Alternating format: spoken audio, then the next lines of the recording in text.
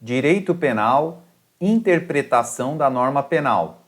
Continuando o estudo da interpretação da norma penal, falando ainda sobre a integração da norma, precisamos estudar um pouco o que é a analogia e fazer uma distinção entre esta e a interpretação analógica.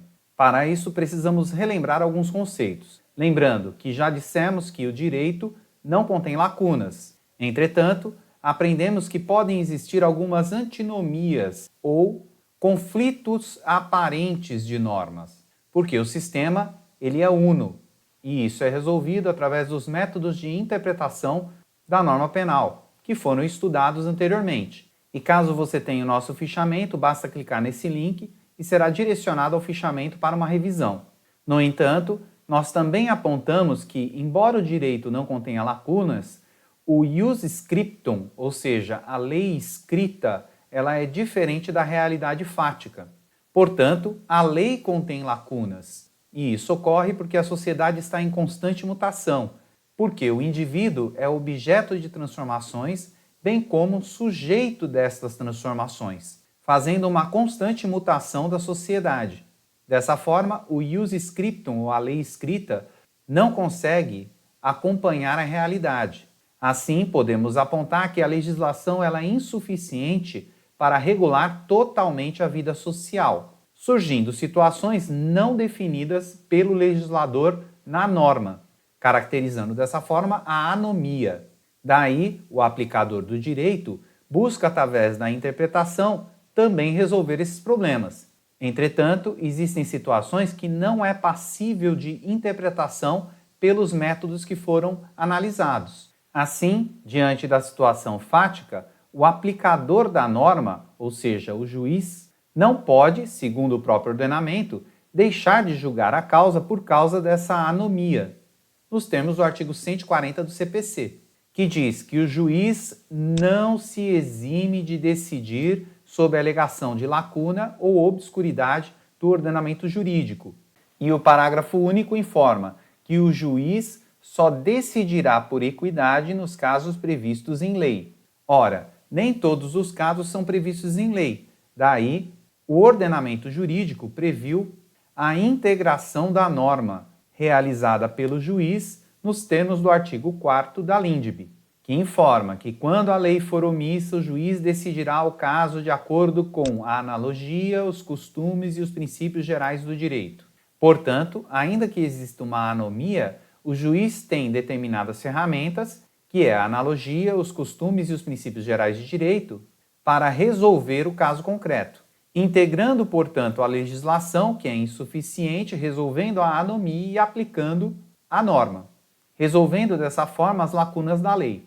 Entretanto, como vimos anteriormente, a aplicação desses conceitos tem implicações distintas em relação às normas incriminadoras e às normas não incriminadoras. Isso porque, em um Estado democrático de direito, que é aquele que alguns dizem que vivemos, devem ser respeitados os princípios limitadores do direito penal, que foram estudados detidamente nas aulas anteriores. Temos que as normas incriminadoras só podem ser interpretadas in dubio pro réu. Entretanto, as normas não incriminadoras podem ser interpretadas tanto in dubio pro réu como in dubio pro societate. E de posse desses conceitos, podemos analisar a analogia, que é considerada como meio de integração da norma. Portanto, ela supre a voluntas legis. E a analogia pode ser ainda subdividida em analogia legal e analogia judicial. A analogia legal, também conhecida como analogia legis, é aquela que aplica ao caso omisso uma lei de um caso semelhante, suprindo dessa forma a lacuna legislativa. Já no caso da analogia judicial, também conhecida como analogia iuris, ela aplica ao caso omisso os princípios gerais de direito, lembrando que em ambos os casos eles devem respeitar os princípios limitadores do direito penal. E caso você tenha o nosso fichamento, poderá clicar nesse link e será direcionado ao início dos princípios limitadores para revisar essa aula. Dessa forma, a analogia deve ser aplicada sempre em bonam partem, nunca em malam partem, corroborando com o artigo 22, parágrafo 2º do Decreto 4388, que foi o decreto que internalizou o Estatuto de Roma no nosso ordenamento, que ao falar dos princípios gerais do direito penal, em especial sobre o princípio nullum crime sine lege, e ele informa que a previsão de um crime será estabelecida de forma precisa e não será permitido recurso à analogia. Em caso de ambiguidade, será interpretada a favor da pessoa objeto de inquérito, acusada ou condenada.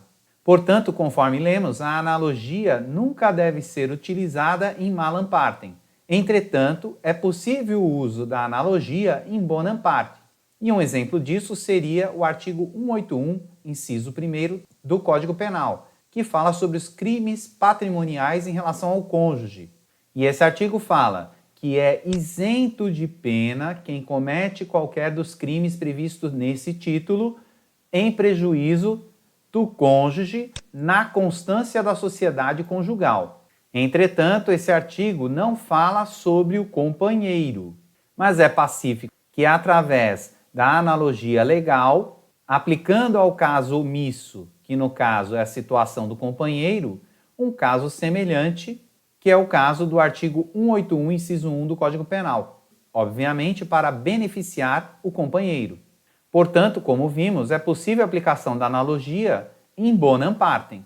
E aqui é importante apontar também que existem diferenças entre a analogia, a interpretação analógica, que foi estudada anteriormente, e a interpretação extensiva, pois tanto a interpretação analógica como a interpretação extensiva são meios de interpretação, portanto, buscam conhecer a voluntas leges, ao contrário da analogia, que é um meio de integração da norma, que busca suprir a voluntas leges. Assim, não é possível confundir a analogia, a interpretação analógica e a interpretação extensiva, pois são institutos distintos, com regras distintas e implicações diferentes para o direito penal.